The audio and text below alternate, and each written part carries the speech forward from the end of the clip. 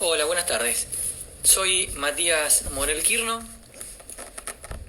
Hoy tengo la verdad que el honor y el gusto de compartir con ustedes esta charla taller en el marco de los ciclos que siempre nos invita Centro de Graduados y Graduadas. Para empezar, primero, además de comentarles quién soy, quería decirles que trabajo en el Poder Judicial de la Ciudad Autónoma de Buenos Aires, en una fiscalía temática, una fiscalía especializada en violencia de género. Abordamos casos penales y casos contravencionales que se engloban en contexto de violencia de género. Soy profesor también de la facultad, soy profesor en otras casas de estudios y desde hace ya un tiempo trabajo en todo lo que se involucra con hechos penales y contravencionales en contexto de violencia de género. Desde el 2012 me desempeño en una fiscalía temática y la verdad es que cada vez me ha gustado mucho más profundizar e investigar diferentes aspectos que se vinculan con la litigación y el abordaje de los casos penales y contravencionales en contexto de violencia de género, porque demanda una atención diferencial. Hoy algo de eso veremos. En un ratito verán que comparto pantalla, o mejor dicho, en su pantalla verán unas diapositivas, unas filminas, que dentro de la tecnología, o dentro de lo que la tecnología nos permite, la van a ver como si fuesen fotos. Espero que la fidelidad sea la mejor, puse lo mejor de mí para que así sea y para que esta charla sea más entretenida y didáctica, así no solo me escuchan, sino que también en pantalla ven una presentación en PowerPoint. La idea es hablar durante los primeros aproximadamente 45 minutos para que después quede un espacio hasta completar la hora, que es lo que nos permite la plataforma, de una hora de charla, y así en este encuentro y en esas últimas preguntas y respuestas generemos, al menos un intento de aproximación a las inquietudes que ustedes tendrán. Sin adentrarme un poquito más, intenté hacer una presentación para que el resto de la gente se pueda enganchar. Ahora sí voy a compartir pantalla.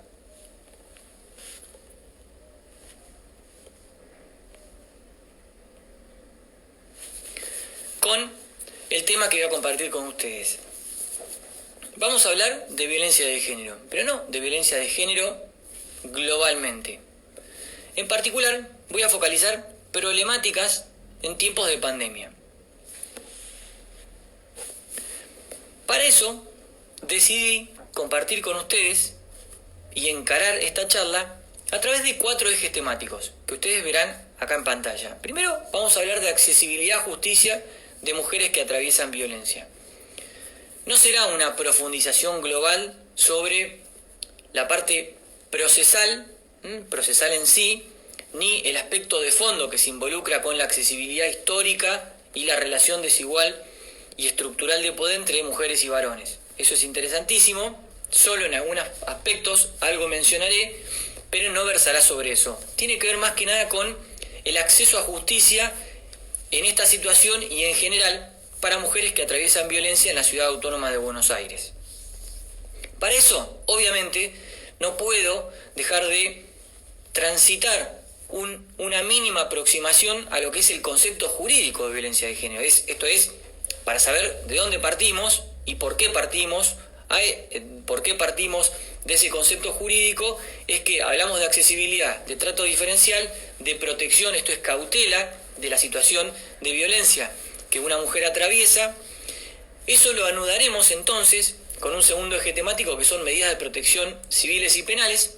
Luego hablaré del alcance del secreto profesional frente a la obligación de denunciar, un pantallazo, y lo anudaré con salud y violencia de género. Esto es esta sinonimia que a veces hay, que en realidad nos obliga a tener una actuación multidisciplinaria desde la intervención civil y penal en situaciones de violencia que atraviesa la mujer por varones que tienen situaciones de base que se involucran en otro tipo de afecciones que también involucran la salud. Así es que cuando hablamos de violencia de género, primero lo que tenemos que tener en cuenta es que las iniciales aproximaciones a un concepto de violencia contra la mujer se dan desde el punto de vista de la discriminación o desde el enfoque de la discriminación a nivel internacional. Esto fue en el año 1979, en el marco de la Organización de Naciones Unidas, a través de la Convención del Dictado, de la Convención para eliminar todo tipo de discriminación contra la mujer, que comúnmente se conoce como CEDAW, históricamente, o por lo menos hasta hace años atrás, y en ese marco y a esa altura, se consideraba la Declaración Internacional de Derechos de Mujeres. Repito, a esa altura, hoy en día ya es antiguo hablar de eso porque hay un entramado de protección en favor de potencia de derechos de mujeres amplísimo, y a esta altura eso queda como un hito histórico superado, ¿no?, o completado de una manera superadora por muchísimas herramientas posteriores. A nivel internacional ese es el primer ícono. A nivel regional lo continúa en el año 1994 el dictado de la Convención de Belén do Pará. Esto comúnmente se conoce como Convención de Belén do Pará porque en el marco de la Organización de los Estados Americanos se reúnen los y las integrantes de los estados partes en Belén, un estado al norte de Brasil, en Pará, para dictar ese instrumento que fue un salto de calidad. Instrumento que tuvo sus primeras aplicaciones y repercusiones regionales en dos casos emblemáticos. Uno con intervención de la Comisión Interamericana de Derechos Humanos, en el caso María da Peña contra Brasil, y el otro ya en un fallo de la Corte Interamericana de Derechos Humanos, que se conoce como Campo Algodonero, mujeres, niñas y adultas de Ciudad Juárez, en el que se responsabiliza al Estado de México por múltiples violaciones a la Convención Americana de Derechos Humanos y a la Convención de Belén do Pará, y es el primer pronunciamiento a nivel regional en el que claramente se habla de perspectiva de género. Se habla de protocolos de investigación diferencial, de una matriz diferencial para abordar este tipo de situaciones de violencia contra mujer que demandan de los y las operadoras una capacitación diferente. En Argentina eso claramente se receptó en el último año con una progresividad entre este y el que viene de capacitación transversal en los y las integrantes de poderes ejecutivo, legislativo y judicial, merced al dictado de la ley Micaela. Y entonces, ¿a qué llegamos? Al concepto jurídico en sí, que lo regula la Ley Nacional 26.485 de protección integral contra la violencia que atraviesa cualquier mujer. Comúnmente se conoce como la Ley de Protección de Violencia contra Mujeres.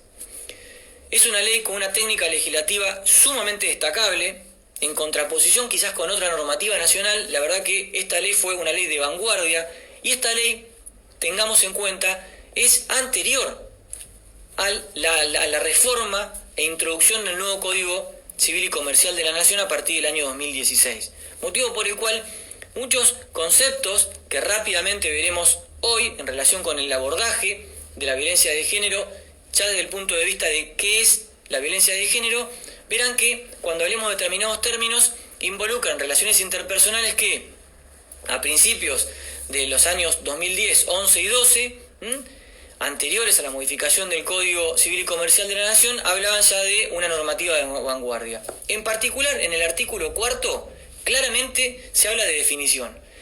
Se entiende por violencia contra las mujeres toda conducta, acción u omisión que, de manera directa o indirecta, tanto en el ámbito público como en el ámbito privado, basada en una relación desigual de poder, esto es crucial, afecte su vida, libertad, dignidad, integridad física, psicológica, sexual, económica o patrimonial, como así también su seguridad personal. Quedan comprendidas las perpetradas desde el Estado por sus agentes, y en el segundo párrafo se incluye que se considera violencia indirecta, para esta ley, toda conducta, acción, omisión, disposición, criterio o práctica discriminatoria que ponga a la mujer en desventaja con respecto al varón. Términos importantes, hablamos de convenciones humanas. Se habla de violencia contra las mujeres. No significa que un varón esté en estado de protección, sino que frente a la relación histórica, estructural, desigual de poder entre mujeres y varones, esta normativa tenía que, con políticas públicas activas, recoger esa desigualdad para progresivamente igualar. Igualar desde el punto de vista estructural con un entramado de políticas públicas que aún hoy faltan, pero progresivamente se encaran. Es importante entonces hablar que esta ley habla de violencia contra mujeres y, como verán abajo, se habla de varones que despliegan tipos bajo modalidades de violencia contra mujeres. Y la ley habla de que este tipo y modalidades de violencia que veremos debe anclarse en una relación desigual de poder. Cuando se habla de asimetría de poder, desigualdad se vincula con esto. Por eso la protección diferencial desde esta óptica normativa. Protección diferencial que desde el punto de vista de esta ley, en su artículo 5, recoge 5 tipologías. Esto es, el modo en que la violencia se ejerce sobre una mujer es a nivel físico, psicológico, sexual, económico y patrimonial y simbólico.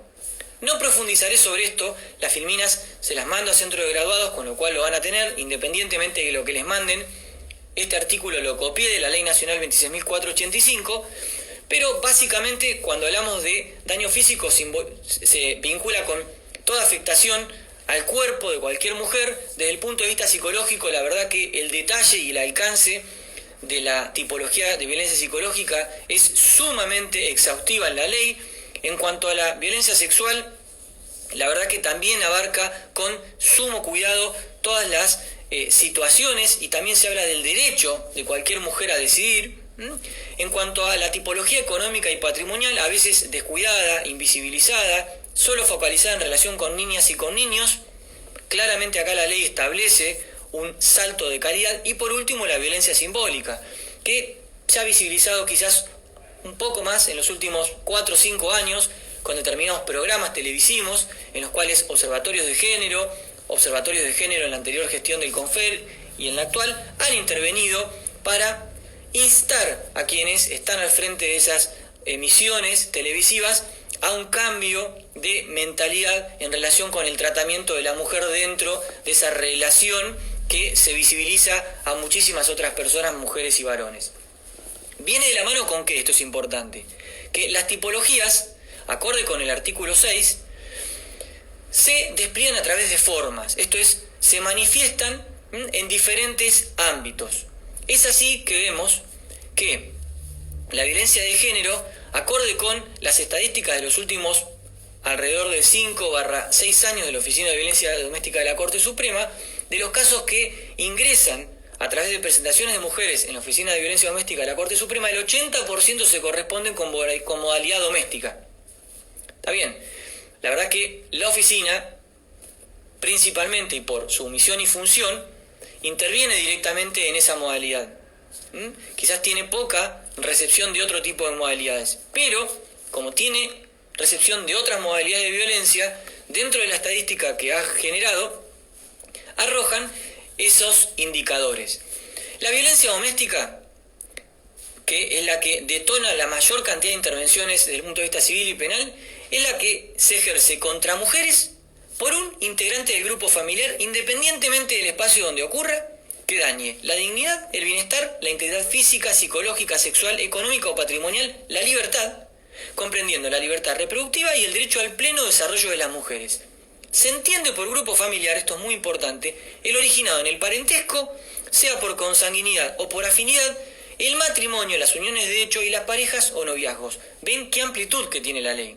Incluye las relaciones vigentes o finalizadas y no es requisito de la convivencia. Como ven, una técnica legislativa sumamente exhaustiva que recoge todas las relaciones interpersonales, no digo posibles porque la sociedad evoluciona y estos son conceptos culturales y culturalizables, con motivo por el cual seguramente de acá a varios años todo cambia, evoluciona y esto también sufre modificaciones, a tal punto que se agregó como inciso G una última modalidad en el año 2019 que recoge violencia en espacios públicos. Se agregó la modalidad de violencia contra mujeres en espacios públicos. Sobre esto solamente agrego o añado que la Ciudad Autónoma de Buenos Aires es la única jurisdicción en la República Argentina que recoge este tipo de violencias a nivel de una figura que está prevista en el artículo 67 del Código Contravencional de la Ciudad Autónoma de Buenos Aires, esto es de la Ley Local 1472. Se regula el acoso sexual en espacios públicos o privados de acceso público con sus agravantes.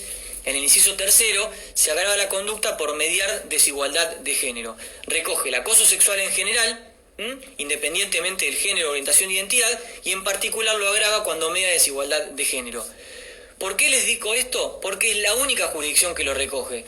Recuerden que Argentina no regula en el Código Penal, ni siquiera en el proyecto que está en tratamiento legislativo, ningún delito de violencia de género, como muy pocos otros países en el mundo quizás lo tienen, pero sí a nivel provincial podrían las provincias que tienen un derecho penal de mínima envergadura, como lo es el derecho contravencional, regular al respecto. La Ciudad Autónoma de Buenos Aires ha sido pionero en eso y desde hace aproximadamente 2 años tiene esta inclusión normativa que reprime este tipo de conductas en espacios públicos y privados públicos. ¿Esto qué habla? Lamentablemente habla de una mayor protección en este ámbito y una quizás desprotección de este tipo de situaciones que escapan a conductas delictivas, salvo que conductas delictivas engloben ese tipo de accionares en otro tipo de jurisdicciones. Obliga a los y las operadoras en otro tipo de provincias a ver de qué manera se pueden ampliar normativas dentro de lo que implica el principio de legalidad, o quizás a tener una discusión mucho más profunda y seria para determinar si a nivel legislativo, dentro del marco del Código Penal de la Nación, se amerita una discusión para incluir agravantes puntuales o una figura que se vincule más con acoso sexual en espacios públicos. Lo comparto con ustedes, es un disparador. No son las únicas 2 modalidades, porque entre medio verán que también se incluye la violencia institucional contra mujeres.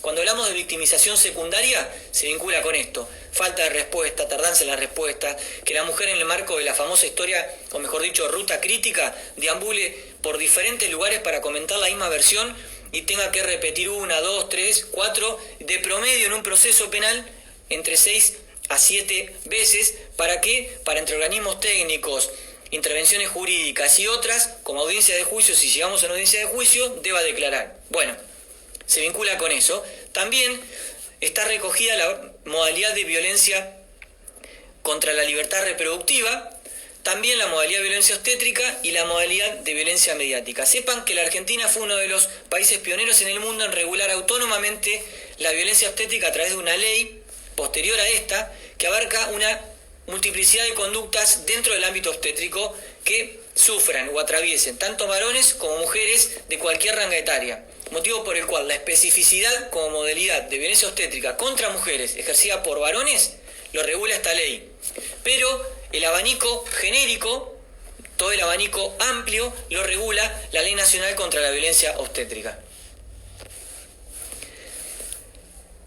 Y quedaría poco hablar de violencia de género cuando hablamos de un varón que ejerce cualquier tipo de violencia anclado en una o en más modalidades en contra de una mujer, si solamente entendiéramos como mujer y varón al binomio que históricamente se lo identifica y se lo clasifica desde el punto de vista sexual como varón, mujer, macho, hembra, por su genitalidad. Esto es identificar los conceptos de varón y de mujer exclusivamente desde un punto de vista biologicista por la genitalidad que una persona encierra. Esto debemos desterrarlo porque todo lo que comparto con ustedes hoy es normativa aplicable y vigente en toda la República Argentina, no es interpretación propia. Si fuese, cuando lo haga, lo digo. Esto es norma como tal, tenemos 2 opciones: o la aplicamos o la discutimos. Si la discutimos, será siempre a través de los canales constitucionales respectivos, su declaración de inconstitucionalidad parcial o total. Ambas normas, la Ley Nacional 26485 y ahora la que les hablo, la Ley Nacional de Identidad de Género, no fueron tachadas de inconstitucionales, motivo por el cual, como todas las provincias de Argentina han adherido, algunas con algunas particularidades, pero a estos conceptos adhirieron, es normativa aplicable en todas las provincias y la Ciudad Autónoma de Buenos Aires para cualquier fuero en el que se visibilice una situación de violencia que atraviesa una mujer. En particular, ¿qué tenemos que tener en cuenta cuando hablamos entonces de varón y de mujer? Que cuando hablamos de varón y de mujer, tenemos que hablar de varón y de mujer desde un punto de vista en que se abrace la identidad, la expresión y la orientación en cuanto al género. ¿Por qué? Porque la Ley Nacional 26.741 en su artículo 1 habla del derecho a la identidad del siguiente modo: a que cualquier persona reconozca su identidad de género, al libre desarrollo de su persona conforme a su identidad de género, y a que sea tratada de acuerdo con su identidad de género y en particular a que se la identifique de ese modo en los instrumentos que acrediten su identidad respecto del o los nombres de pila, imagen y sexo con los que allí es registrada. Se habla de un derecho. Y en el artículo 2, importantísimo, la definición de género. ¿De qué modo? Se entiende por identidad de género a la vivencia interna e individual del género tal como cada persona la siente, la que puede corresponder o no con el sexo que se le asigna al momento del nacimiento. Incluye la vivencia personal del cuerpo. Esto puede involucrar la modificación de la apariencia o la función corporal a través de medios farmacológicos, quirúrgicos o de otra especie, siempre que sea libremente escogido. También incluye otras expresiones de género, como la vestimenta, el modo de hablar y los modales. Por ese motivo, si tamizo el concepto tradicional de violencia de género, tradicional en cuanto a identificar varón y mujer desde el punto de vista biologicista, con las bondades y con la inclusión normativa que afortunadamente recoge esta ley, tenemos que hablar ¿de qué? De un concepto jurídico de violencia de género que abraza tanto a un varón autopercibido como tal, independientemente de su genitalidad. Cuando hablo de varón, hablo de cualquier persona a la que a través del sexo se identifique como varón, a través de su expresión de género se identifique como varón, o a través de su identidad escoja identificarse como varón. Esto es, a cualquier persona que se identifique como varón y, paralelamente, a cualquier mujer que se exprese, identifique y oriente como mujer.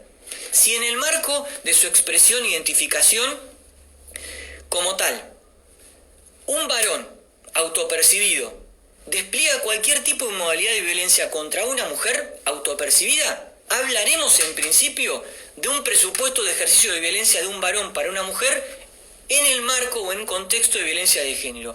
Verificaremos después, desde el punto de vista penal, si la relación desigual de poder, en ese caso en concreto, porque obviamente que sabemos la relación histórica, estructural, desigual de poder entre varones y mujeres, pero en esa desigualdad en concreto se verifica.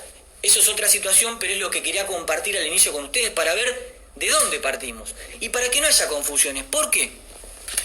Porque desde el punto de vista de lo que veremos ahora, las medidas de protección, si una situación de violencia que atraviesa una mujer se engloba en contexto de violencia de género, amerita determinada protección contraria a la que meritaría, por ejemplo, si una situación de violencia se da en el marco de la violencia intrafamiliar. ¿Por qué? La Ley Nacional de Violencia Intrafamiliar define en su artículo 1 que toda persona que sufriese lesiones, con lo cual habla toda persona, no desagrega entre varón y mujer, que sufre lesiones o maltrato físico o psíquico por parte de alguno de los integrantes del grupo familiar, motivo por el cual cualquier persona también puede ser la destinataria, podrá denunciar estos hechos en forma verbal o ante escrito, Y también lo que dice es que para esta ley se entiende por grupo familiar el originado en el matrimonio o en las uniones de hecho. Dos cosas claramente vemos. Primero, que el ámbito por el cual regula la intervención de esta ley es mucho más concreto. Matrimonio o uniones de hecho. Segundo, aquí se habla de violencia cruzada. Esto es, la violencia puede surgir de una mujer para otra mujer, de un varón para con un varón, de una mujer para con un varón, de un varón para con una mujer. Es decir, que se habla de todo tipo de violencias que se despliegan en un ámbito en concreto. Es un concepto mucho más restringido, es un concepto diferencial. ¿Qué significa? Que los ámbitos de violencia intrafamiliar estén en estado de protección en relación con los ámbitos de violencia de género. No, la protección y el abordaje es diferencial. En Argentina tenemos legislación para tirar manteca al techo. Bueno, utilicémosla del modo en que hay que utilizarla.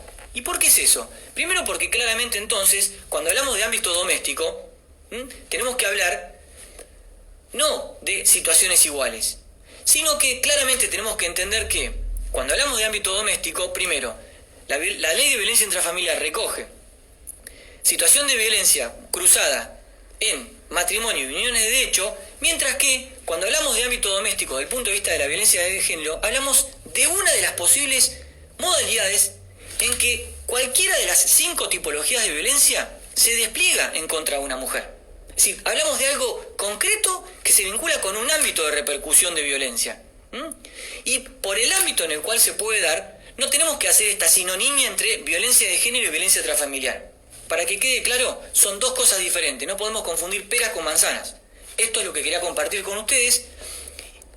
Y es importante esta definición y esta diferenciación, ¿por qué? Primero, El abordaje desde el punto de vista de la violencia de género, por todo lo que implica y por los compromisos internacionales que la Argentina suscribió, obliga a un abordaje diferencial, a un trato rápido y una cautela sumamente ajustada. En la Ciudad Autónoma de Buenos Aires, la accesibilidad de cualquier mujer que atraviesa violencia para obtener respuesta a su pretensión de acceso a justicia, cautela, protección e investigación, ¿de qué manera se encausa? Con policía especializada. Todas las comunas de la Ciudad Autónoma de Buenos Aires tienen una dirección de protección familiar y violencia de género. Abordan las temáticas con personal idóneo, mujeres, varones, que se capacitan en la temática y que lo abordan de manera diferencial, con personal también especializado en psicología.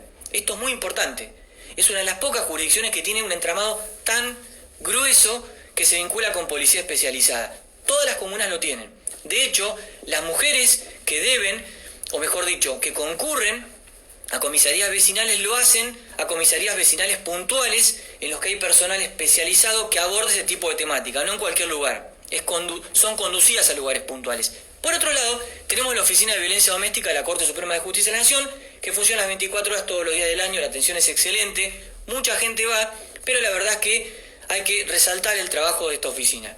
Paralelamente, en el marco de la Ciudad Autónoma de Buenos Aires, aunque se reciben denuncias también de otros ámbitos, algunas de provincia, tenemos el servicio gratuito del 0833 fiscal, los números están debajo, es una línea gratuita que funciona las 24 horas todos los días del año. La verdad que es sumamente útil porque están en conexión directo con la Fiscalía Temática de turno, motivo por el cual se aborda en el momento la situación con la protección que amerita. Este servicio está, además, resguardado por normas de calidad IRAM, motivo por el cual no es que cada uno, cada una maneja su propio librito. Hay una respuesta estandarizada para abordar la situación. A su vez, Fiscalía General de la Ciudad Autónoma de Buenos Aires, en la página www.fiscalías.gov.ar, tiene un formulario muy sencillo para completar la denuncia y hasta para incluir algún tipo de documentación de manera electrónica. Paralelamente hay un mail de denuncias en esa misma página. El gobierno de la ciudad, desde la faz ejecutiva, habilitó un chat. Cuando ingresan a la página del gobierno de la ciudad ponen chat violencia y le va a saltar un chat por el cual con muy pocos términos pueden engendrar una denuncia que después dispara una alerta a Fiscalía de la ciudad. Se conocen también determinadas líneas, las líneas 137 y 144, que tienen potencia también en otras provincias, con muy buena intervención, con escucha activa, muy buena intervención, con gente suma y altamente capacitada. El 911, el servicio 911 de emergencias policiales, muy útil, hoy en día con mayor intervención y rapidez que antes. Las nuevas vías que estableció a través de WhatsApp y celulares el Ministerio de Géneros a nivel nacional, algo muy bueno. La campaña del barbijo rojo en las farmacias, motivo por el cual una mujer que atraviesa una situación de violencia concurre a cualquier farmacia, solicita que le vendan un barbijo rojo y cualquier persona que la atienda rápidamente sabrá que se trata de una mujer que atraviesa violencia, se disparará la alerta al personal policial y recurrirán para abordar la situación. Además, la Ciudad Autónoma de Buenos Aires cuenta en el área de La Boca con el Centro de Justicia de la Mujer. Es muy bueno, tiene muchísima gente capacitada, tiene un abordaje parecido, no igual, parecido a la Oficina de Violencia Doméstica de la Corte Suprema y ahora transita una fase de capacitación interna sumamente exhaustiva merced a la implementación de la ley Micaela. Por supuesto tenemos los centros integrales de la mujer, muy buenos desde el punto de vista asistencial, con intervenciones psicológicas, terapéuticas, sumamente buenos. Además, la Ciudad Autónoma de Buenos Aires, por ahora, es una de las pocas jurisdicciones que tiene dentro de su división funcional para abordar las situaciones penales y contravencionales, hechos de relevancia jurídica para investigar, 12 fiscalías temáticas, que están divididas en 4 zonas. Cada zona tiene 3 fiscalías temáticas. Esto es muy bueno, es un salto superador. Y ese trabajo lo supervisan 2 fiscalías de cámara, es decir, hay 2 superiores que revisan el trabajo que se realiza cotidianamente. Por último, tenemos el ámbito de la justicia nacional en lo civil, el ámbito de familia, con muy buenas herramientas, hoy en día con un trabajo remoto, sinceramente, muy bueno. En 24 o 48 horas se obtienen muchas y todo tipo de respuestas, digitalizamos absolutamente todos los pedidos, la verdad que tenemos una coordinación bárbara y hay que mencionarlo cuando se hablan de las cosas que funcionan mal, hay que mencionar las cosas que funcionan bien. Hablamos de accesibilidad y cuando hablamos de accesibilidad ¿de qué? De situaciones de violencia que atraviesan mujeres, de situaciones de violencia ancladas en violencia de género. ¿Qué significa eso? Que si detectamos un contexto de violencia de género como tal, no se disparan cualquier tipo de medidas. Hay medidas concretas. ¿Qué medidas? Las define el artículo 26 de la ley que compartí con ustedes hace un ratito, la Ley Nacional 26.485. Paralelamente, en la Ciudad Autónoma de Buenos Aires, en el ámbito del procedimiento penal, también hay medidas diferentes que son medidas restrictivas a la libertad ambulatoria, a la prisión preventiva, al encarcelamiento preventivo, que tienen algún parecido a las medidas de la Ley Nacional 26.485. Pero la ciudad, en esto también de siempre tener un salto de calidad, ¿qué realizó? Los y las legisladores, aproximadamente un año atrás, modificaron el Código Penal, el Código Procesal Penal. ¿Y qué se incluyó? Un artículo que es el 174 bis, por el cual ahora no hay ningún inconveniente. ¿Y qué dice concretamente ese artículo en coordinación con el segundo párrafo del artículo 16 de la Ley 2303, que es el Código Procesal Penal de la Ciudad Autónoma de Buenos Aires? Que cualquiera juez de la ciudad puede dictar medidas preventivas urgentes del artículo 26 de la Ley Nacional 26.485. Esto hace 2/5 años atrás era interpretativo, era problemático, hoy en día no. Es norma y como tal, cualquier juez puede aplicarlo. ¿De qué modo? Bueno, hay un catálogo. Acá comparto un catálogo, que es el catálogo del artículo 26, lo tienen. Básicamente puede haber prohibición que una persona compre armas, venda, exclusión del hogar, prohibiciones de cercanía, cese de perturbación, reintegración de la mujer al domicilio del cual fue excluida, que se tuvo que ir, aunque no sea titular registral ni poseedora del mismo. Bueno, hay una multiplicidad de medidas, la verdad que también en este sentido es sumamente puntillosa la ley y son medidas que no implican que se puedan adoptar otras. Esto es una enumeración no taxativa. Esto también es importante saberlo. Por ese motivo, la creatividad debe imperar en situaciones excepcionales para adoptar otro tipo de medidas que quizás escapen a esta en particular y las moldeemos a una situación en concreta. Estas medidas se vinculan ¿con qué? Con que en la Ciudad Autónoma de Buenos Aires, como les adelanté, en el artículo 174, por imperio del artículo 174 bis, también hay otro tipo de medidas que responden a otros requisitos. No son medidas con menos, o mejor dicho, son medidas que tienen una función y una misión de protección también a la mujer que atraviesa violencia, pero siempre con miras a un procedimiento penal. Se cautela el fin de ese procedimiento penal, esto es que la persona a la que investigo siempre esté presente en el proceso penal, no se fugue, no lo entorpezca, y protección a la víctima, motivo por el cual, como los fines son diferentes, son más amplios, los requisitos y el procedimiento es más ajustado. Se tarda un poquito más, para hablar en criollo, en que se concedan cierto tipo de medidas restrictivas menos gravosas. Contrariamente, como el artículo 26, 27 y 28 de la Ley Nacional 26.485 establecen que este tipo de medidas se pueden dictar hasta inaudita parte y 48 horas después sí celebrarse la audiencia a la cual la persona sobre la que recaen tiene la obligación de ir, y si no va se la puede buscar con el auxilio de la fuerza pública, son medidas excluyentemente pensadas ¿para qué? Para proteger a cualquier mujer que atraviesa violencia. No tienen fines procesales concretos. No responden a cautelizar o neutralizar la situación de la persona a la que se investiga. Tienen otra mirada, otra mentalidad, motivo por el cual así hay que abordarlas. Ahora sí, entonces, sabemos, primero, ¿de dónde partimos? O sea, cuando hablamos de violencia de género, ¿de qué hablamos? Segundo, ¿de qué manera hoy en día abordamos la accesibilidad de cualquier mujer que atraviesa violencia? Tercero, ¿con qué medidas cuenta y de qué manera? Y cuando hablo de qué medidas, tengamos en cuenta que se pueden disparar a nivel civil, a nivel penal, a nivel laboral y a nivel de la seguridad social. La Ley Nacional 26.485 no discrimina sobre quién recae esa intervención. Se puede realizar automáticamente en cualquier fuero. Son medidas de protección, reitero, medidas de protección. No se emparentan con las históricas medidas cautelares, tanto civiles como penales, que responden a requisitos, presupuestos y procedimientos diferentes, procedimientos quizás exhaustivos. Tienen una mirada diferente. Sobre esto, quienes quieran, después pueden consultar. Yo he escrito algo que es de acceso gratuito en una revista que dirijo, en IJ Editores, como así también otras cuestiones puntuales que hoy comparto con ustedes, y lo que necesiten lo comparto con ustedes. Y ahora sí, entonces, ¿de qué vamos a hablar? Para cerrar esta intervención con ustedes, le vamos a hablar de salud y género.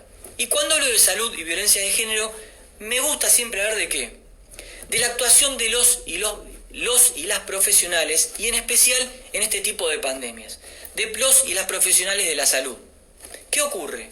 Ustedes sabrán, o pueden saber, o si no lo comparto, que toda mujer que atraviesa una situación de violencia en el marco de violencia de género, transita un ciclo que lo denominó Lenore Walker en 1979, es una escritora americana con muy buenos ensayos. Habla del ciclo de la violencia, un ciclo de la violencia que se diferencia en distintas etapas que la mujer cíclicamente atraviesa. Etapas que, de no mediar una intervención de alguna agencia estatal o de un servicio de la salud rápida, como es un ciclo, transita una a otra hasta que, en muchos casos, vemos justamente las situaciones de femicidios o gravísimos cuadros con resultados irreversibles o poco reversibles. Para eso, ¿qué es importante?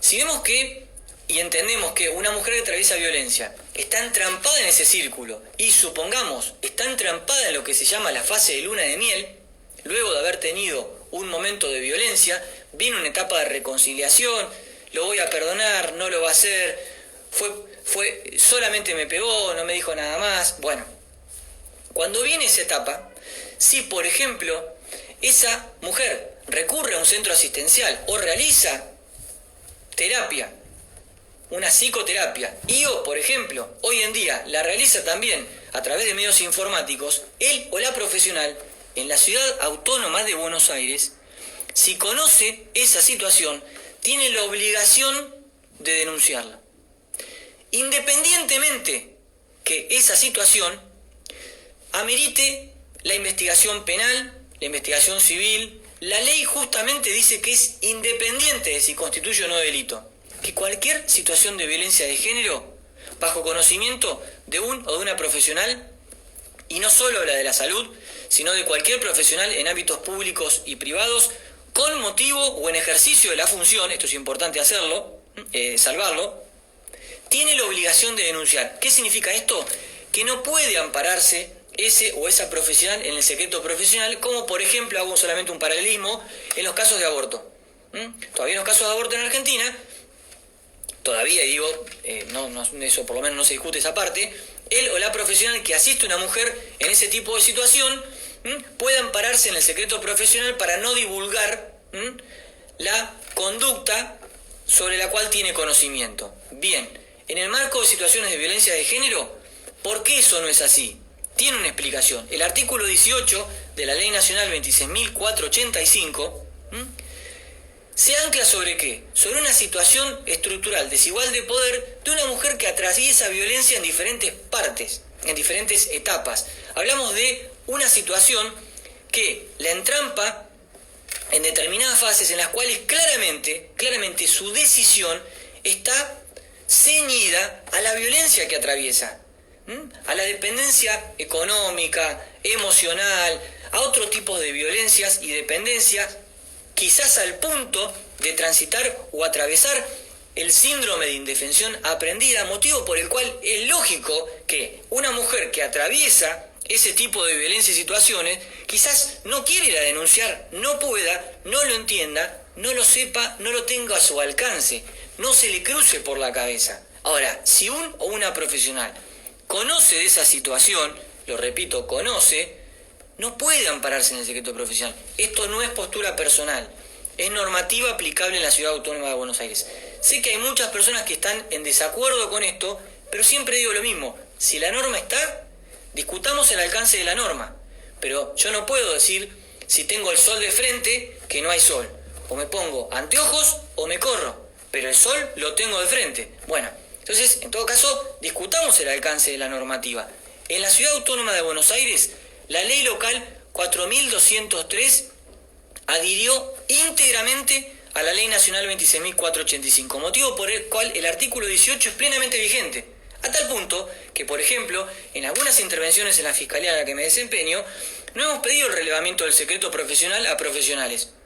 Y justamente le hemos invocado el artículo 18. ¿Por qué? Porque en algunas situaciones hemos tenido que transitar casos en los que mujeres no instan la acción, están sumidas en un círculo de violencia tal, síndrome de indefensión aprendida, que es lógico que no quieran continuar, que estén vulnerables, que minimicen el relato, minimicen lo que ocurrió, naturalicen la violencia y la vivencien como algo cotidiano. En ese marco, si realizaron y realizan tratamiento psicoterapéutico, no puede una profesional, frente a lo que la normativa invoca, ya no digo una cuestión personal, no declarar, ampararse en el secreto profesional. No puede. No hablo no personifico y no hablo de posturas. Hablo de lo que la normativa vigente aplicable sostiene. Sí quiero compartir con ustedes que no todas las provincias, aunque la mayoría han adherido, pero no todas adhirieron a la obligación de denunciar versus ampararse bajo el secreto profesional. ¿Por qué? Santa Fe en concreto, cuando reglamentó la ley, lo compartí acá con ustedes a la izquierda, al hacerlo, claramente, ¿qué es lo que dice?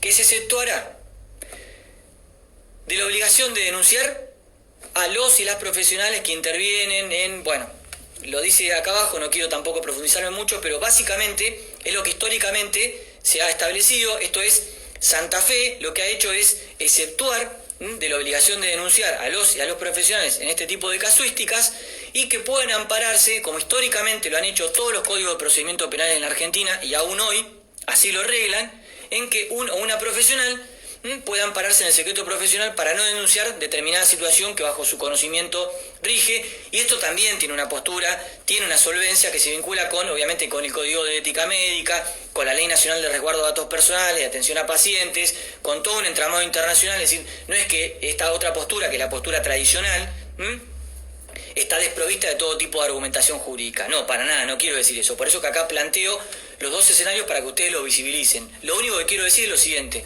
toda la normativa que ven a la derecha es posterior a la Ley Nacional 26.485. Motivo por el cual, si el artículo 18 de la Ley Nacional 26.485 es posterior a todo esto, y él y la legisladora en Argentina lo incluyen de ese modo, yo, ¿qué es lo que presupongo? Que él y la legisladora han previsto esta situación. Es decir, me baso constitucionalmente en la hipótesis del legislador, la legisladora racional, que todo lo sabe, que lo presume, que es previsible y que no se equivoca. Si se ha equivocado en esto, tenemos que demostrar la inconsistencia y el error a través de los mecanismos constitucionales pertinentes.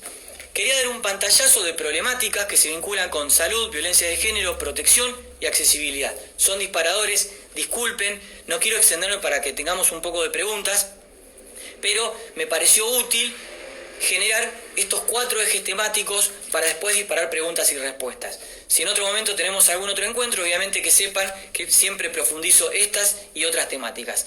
Dejo de compartir estas filminas para que sí me tengan a mí en pantalla y habilito entonces los comentarios.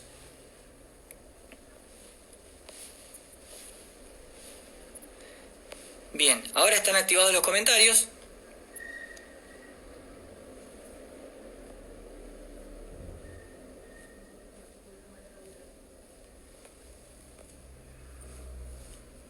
Disculpen, a ver.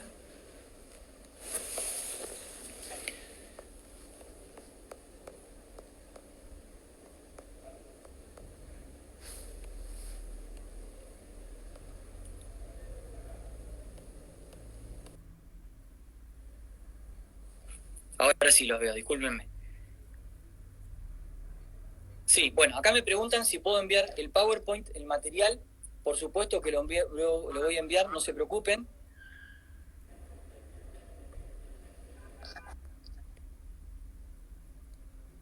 Bien. El email, mi email es matíasmorelquirno@gmail.com. Esto está grabado, después lo van a ver en el Instagram de Centro de Graduados, y motivo por el cual de ahí pueden sacar mi mail, y también voy a pasar las filminas. ¿En qué provincia se puede recurrir? En provincia, ¿a dónde se puede recurrir para formular denuncia? Bien, en provincia tienen, primero, las líneas 137 y 144. Segundo, también tienen el 911. Digo, son todas modalidades para evitar el traslado, sobre todo en estos momentos. Después tienen también en la página de la Procuración, hay un apartado para denunciar. Por otro lado, tienen las comisarías de la mujer y la familia. En general, hoy en día tienen mejor respuesta que antes. Si tienen que ir a alguna comisaría, no vayan a cualquiera. Vayan a la comisaría de la mujer y la familia. Excepcionalmente pueden ir a una fiscalía. El problema es que hoy en día no tienen atención al público. Si fuesen en otro momento, sí. Digo excepcionalmente, ¿no? En hechos gruesos, graves, en que sea imposible ir a otro lado. También tienen obviamente habilitada la página del Ministerio de Géneros, en donde figuran los números de WhatsApp y los números de celular. Y excepcionalmente se puede ir a la Oficina de Violencia Doméstica. Pero en provincia de Buenos Aires, al menos hoy, esas son todas las vías accesibles que tienen para denunciar. Disculpen que me corte, pero es porque leo las preguntas. Bueno, hay una pregunta que dice, si bien la ley protege a la mujer, cuando se ocurre a tribunales con un juicio por derechos de las mujeres, no tiene demasiada consideración. Es decir, se hace un juicio laboral, rechazan demanda. Bueno, puede pasar. A ver. Bueno, de hecho ahora estoy en otra casa de estudios también con una capacitación. Tenemos un grupo que litiga, ¿no? En el ámbito laboral, y justamente vienen todo este tipo de consultas. Sí, esto tiene que ver con algo que hoy no hablamos, que se vincula con mitos y con estereotipos.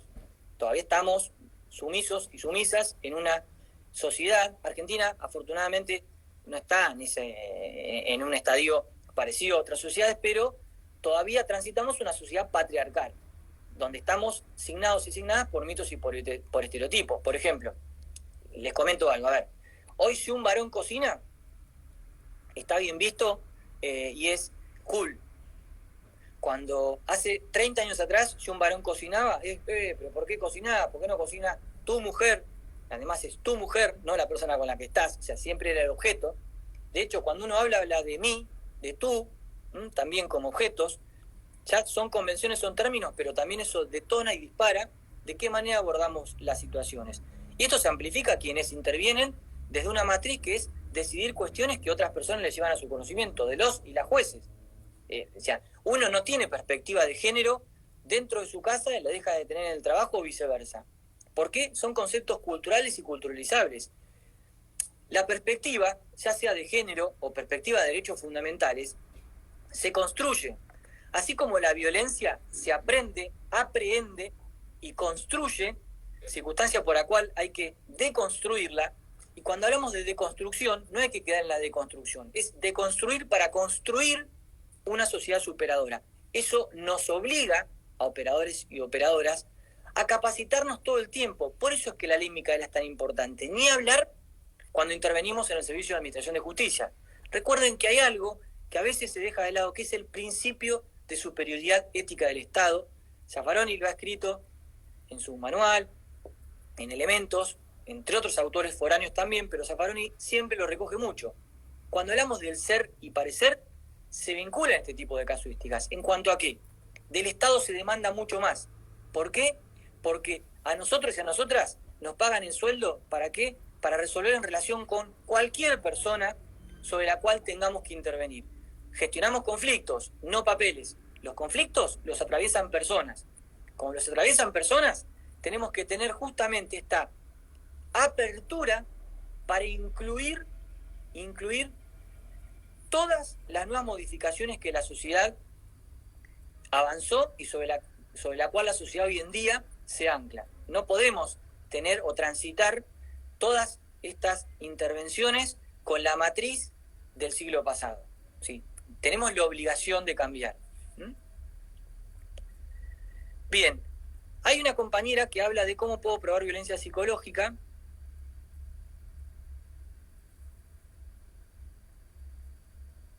Bueno, hay una persona que dice por qué solamente se puede denunciar en comisaría de la mujer. Voy a abordar. Primero, no, quizás se entendió mal. No. ¿Qué es lo que digo? Si en provincia de Buenos Aires una mujer debe realizar una denuncia en un contexto de violencia de género, lo puede realizar en cualquier comisaría. Ahora, si me preguntan, entre realizarlo en cualquier comisaría y en una comisaría de la mujer y la familia, iría a una comisaría de la mujer y la familia. ¿Por qué? Les comento algo rápido.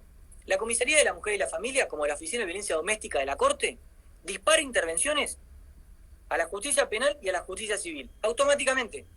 Una comisaría común no lo hace. ¿Entienden? Y lo tienen aceitadísimo eso. Motivo por el cual la protección, las medidas de protección, son anticipadísimas. La mirada es diferente.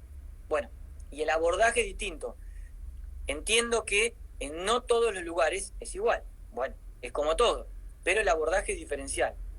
¿De qué manera se prueba la violencia psicológica? Es una muy buena pregunta. Bueno, la verdad que la violencia psicológica hoy en día quizás es la violencia invisibilizada, aunque es la que más se ve en los casos penales y contravencionales cuando uno descubre el historial de violencia previo, ve el cuadro completo, el famoso whole picture, con una intervención profunda, diferencial, siempre se ve la violencia psicológica. Hay dos facetas. Desde el punto de vista civil, quizás hay herramientas, históricamente, se ha podido a través de daños, a través de perjuicios, enlazar o emparentar el daño psicológico con una respuesta justamente distinta. Desde el punto de vista penal, siempre ha habido un resquemor a emparentar el daño psicológico con el delito de lesiones. A nivel contravencional, sepan que se modificó el Código Contravencional y ya hace casi 2 años se incluyó una nueva figura en el artículo 53, que es el maltrato psíquico, que obviamente añade al maltrato psicológico. Entonces, la Ciudad Autónoma de Buenos Aires tiene completamente regulado el maltrato psicológico desde el punto de vista psíquico. Ahora, desde el punto de vista de la prueba, ¿qué es importante? Si la mujer que atraviesa violencia psicológica, y si realiza tratamiento psicoterapéutico o lo realizó, es importante entrevistar a ese o a esa profesional. ¿Para qué? Para que justamente obtener el testimonio de una persona experta que nos devele todos los indicadores de riesgo, los factores, e independientemente de indicadores y factores, el historial por el cual las situaciones que vivenció la mujer se anudan, tienen un nexo de causalidad ¿con qué? Con la situación actual que vivencia, la repercusión actual que tiene, lo que vivió antes con la repercusión posterior. Con eso, desde el punto de vista jurídico, lo que tenemos que hacer para quienes trabajen en el ámbito del derecho penal justamente es verificar el nexo de causalidad entre la acción del presunto agresor y el resultado, para hilvanar un resultado en concreto y desde ese punto de vista quizás hablar de un delito de lesiones. ¿Se puede? Sí se puede. De hecho hay pericias, hay nuevas baterías de tests que están muy buenos y que se involucra con identificar lesiones psicológicas. Sobre esto hay que trabajar mucho sobre esto, porque se ha trabajado muy poco. Desde el punto de vista del Servicio de Administración de Justicia, digo. Hay profesionales que trabajan en esto, en la academia hay, pero desde el punto de vista del Servicio de Administración de Justicia todavía falta. Y a nivel contravencional, quizás hay un temita en la redacción normativa. Puede haber algún problema de definición, de alcance legal. No quiero profundizar sobre esto porque nos llevaría mucho tiempo, pero quizás hay algún problema desde el punto de vista del alcance legal. Primero, no queda claro si a nivel contravencional el maltrato psíquico requiere el resultado o requiere una situación de peligro en sí. Recuerden que en Argentina lo que se penan son situaciones de peligro, pero de peligro concreto. Bueno, hay un tema en ese sentido, no queda clara. Y si uno va a la discusión parlamentaria, tampoco queda claro. Motivo por el cual habría que profundizar un poco. Desde mi punto de vista, creo que el maltrato psicológico, la violencia psicológica, habría que empezar a analizarla para depurar si hay secuelas y lesiones desde el punto de vista psicológico, que muchas veces las hay, a través de una pericia con una intervención previa exhaustiva de esa mujer. Desde mi punto de vista sería interesante abordarla, si se puede, con una entrevista en cámara Gesell, verificar en ese caso la vulnerabilidad, y entrevistarla en cámara Gesell, entrevistar de manera autónoma al o a la profesional para obtener información de calidad y, si es necesario, que seguramente lo será, realizar una pericia sobre esa mujer para que tenga control de todas las partes, esto es, también de la contraparte de la persona investigada a través de su defensor o defensora, y resguardarse el debido proceso en general para que todo lo que trabajamos al principio no quede en una bolsa rota, se haga de esa manera. Bueno, hablan de la privación ilegítima de la libertad. ¿Se puede denunciar por un... Bueno, a ver. Sí, acá hay varias preguntas que se vinculan con esto. ¿Con quién puede denunciar y demás? Sepamos lo siguiente, porque esto también es interesante. Está muy buena la pregunta. Hay muchas preguntas. Disculpen si algunas no las leo. Y aparte tenemos 1 hora. En 4 minutos se corta la transmisión. Hoy en día, cualquier situación de violencia que atraviese una mujer, de hecho, la propia ley nacional lo comenta, y en esto sí, todas las provincias han adherido, lo puede denunciar cualquier persona. Sé que hay algún resquemor, alguna interpretación sobre eso, pero sepan que la norma no prohíbe ni limita a que una persona en particular denuncie. Es verdad que en algunos códigos de procedimiento penal, luego, frente a ciertos testimonios, hay algunas prohibiciones. Pero eso se analiza posteriormente. Inicialmente, cualquier persona puede denunciar en favor de cualquier mujer que atraviesa violencia. Y hablo más sencillo, está bueno que así sea. ¿Por qué? Por lo que les comenté antes. Una mujer que atraviesa alguna de las fases de violencia que le impide, en particular la fase de luna de miel, recurrir a cualquier servicio público o privado para divulgar la violencia que vive, difícilmente lo haga a través de una denuncia formal en cualquier servicio de cualquier agencia estatal. Por eso, nuevamente, insto a que los y las profesionales de la salud, cuando tengan conocimiento en una situación de una persona con tal vulnerabilidad, anoticien la denuncia, anoticien. Es importante que lo hagamos. Después veremos, o a veces me preguntan, si puede realizarse con reserva de identidad o no. Bien, acá tenemos que tener en cuenta lo siguiente, esto sí es algo más procedimental y de avance. Si no tengo a la persona directa que con su testimonio me habilita la intervención, sino una tercera, y de esa tercera tampoco tengo nada, es difícil después avanzar. ¿Es imposible? No. Es difícil.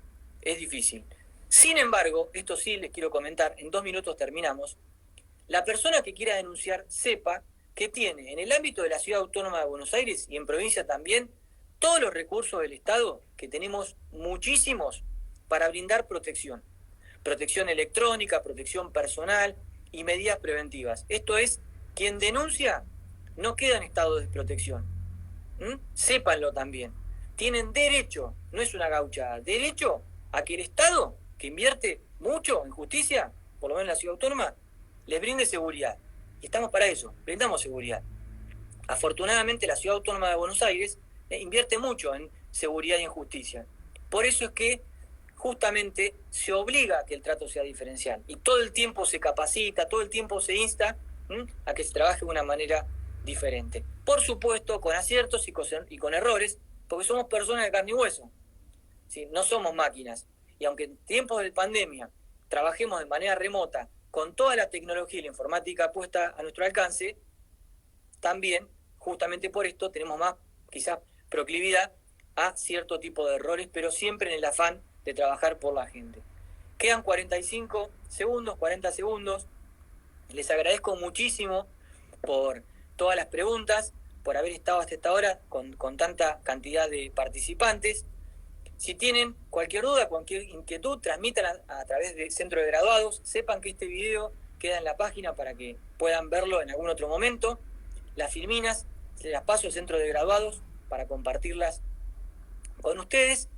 Y como también les comenté, cualquier material que necesiten me lo hacen llegar por Centro de Graduados y pueden entrar a artículos que hemos publicado con diferentes personas e invito a que publiquen con nosotros en IJ Editores. Es gratuito, de alcance y accesible para todo el mundo. Muchas gracias.